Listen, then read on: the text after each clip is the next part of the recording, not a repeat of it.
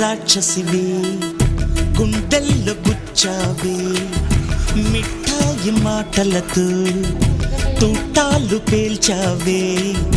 కొడవలితో కసిగా మనసే కోశావే